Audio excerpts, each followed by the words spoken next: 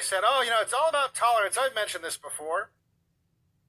Tolerance as a virtue doesn't really make sense, does it? Doesn't really make sense. And by implication, the thing you're being asked to tolerate is bad. You never tolerate something that's good. You don't have to tolerate ice cream. You don't have to tolerate candy. You don't have to tolerate sex. Tolerate means it's something bad. So if they're asking you to have tolerance, by implication, they're suggesting the thing they want you to tolerate is bad. Now, I thought it was funny because I looked into the history of this word tolerance, right? Went back to the old Noah Webster's dictionary that's available online. I think this is like the 1890 version. It's the version that was out before the flood of immigrants, Jewish immigrants, into the United States around the turn of the century. Tolerance, it's the power or capacity of enduring. Enduring. So it's something that's not pleasant.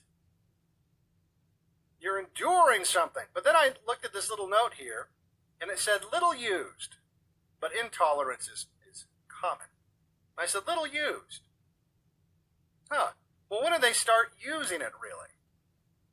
Went into Google Ngram. Oh, would you look at that? Tolerance was pretty much not used at all until when?